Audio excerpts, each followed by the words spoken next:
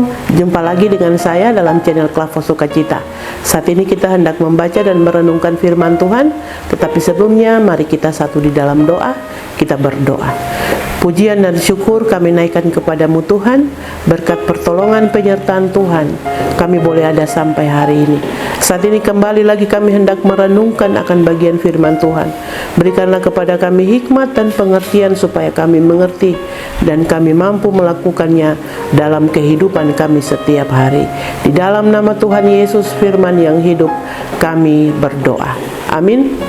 Firman Tuhan yang hendak kita baca dan kita renungkan di saat ini terdapat dalam perjanjian baru, yaitu Markus pasal 14 ayatnya yang ke-28.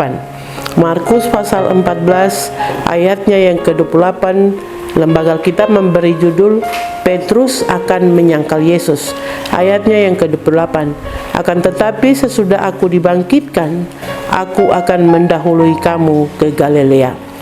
Demikianlah firman Tuhan, sahabat Klavos yang Tuhan Yesus kasihi. Tema perenungan kita di saat ini saya berikan tema penderitaan dan kematian Yesus bukanlah akhir dari karya Allah bagi manusia.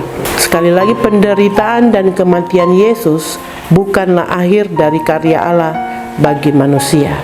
Ayatnya yang ke-28 tadi yang kita baca, Yesus hendak menyampaikan kepada para murid bahwa dia setelah mengalami penderitaan dan kematian, ia akan berjumpa dengan mereka di Galilea.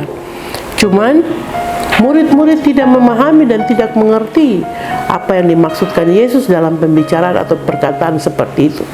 Bapak Ibu sahabat Klavos yang Tuhan Yesus kasihi, ini juga mengingatkan kepada kita sekalian bahwa penderitaan yang kita alami selama ini itu bukan berarti akhir dari kasih sayang Tuhan dalam kehidupan kita.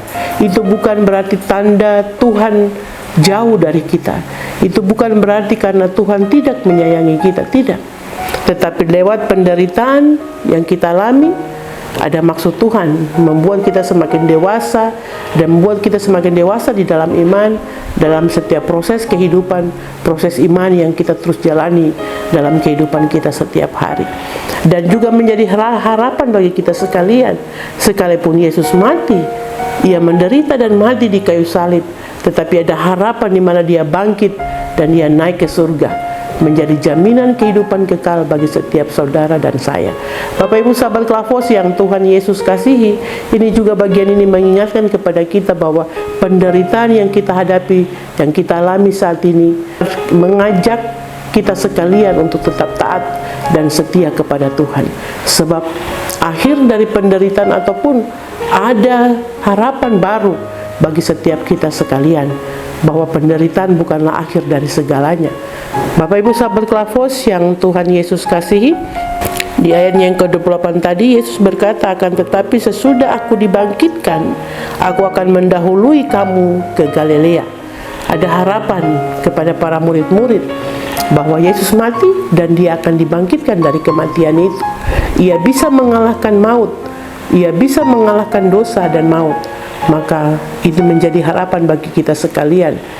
Dosa dan maut saja Yesus bisa kalahkan, apalagi pergumulan-pergumulan dalam kehidupan kita, sakit penyakit yang kita alami dan kita hadapi. Tidak ada yang mustahil bagi Tuhan.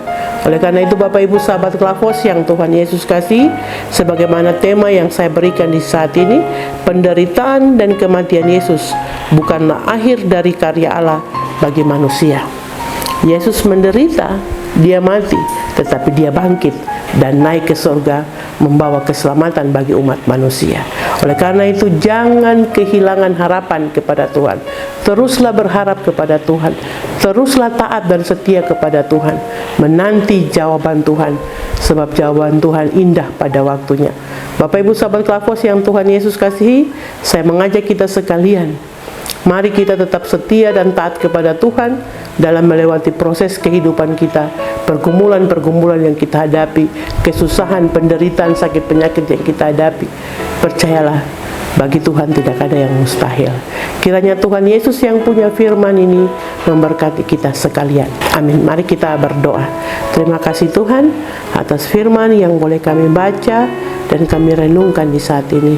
Tuhan, tolong kami agar dalam menjalani kehidupan kami ketika bertemu dengan tantangan pergumulan, dengan penderitaan ataupun sakit penyakit, kami punya iman yang tetap teguh, kuat, dan tidak tergoyahkan oleh apapun. Dan kami tetap berharap beriman sungguh kepadamu Tuhan, bahwa bagi Tuhan tidak ada yang mustahil. Penderitaan, kematian, dan dosa bisa dikalahkan oleh Yesus Kristus. Maka kami percaya pergumulan apapun yang kami hadapi di dalam dunia ini, pasti ada jalan keluar, pasti ada pertolongan dan penyertaan Tuhan. Tuhan, tolong kami agar kami mampu menjalani kehidupan kami hari lepas hari yang terus berharap dan meminta kepadamu Tuhan. Bapa kami yang di surga, Bapa, di dalam nama Yesus, diberkatilah semua kami di sepanjang hari ini. Diberkatilah mereka yang ada dalam pergumulan, diberkatilah mereka yang ada dalam kesakitan. Biarlah sekalian mereka, sekalian kami ada dalam berkat, pertolongan, dan penyertaan Tuhan. Di dalam nama Tuhan Yesus kami berdoa. Amin. Shalom, Tuhan Yesus memberkati.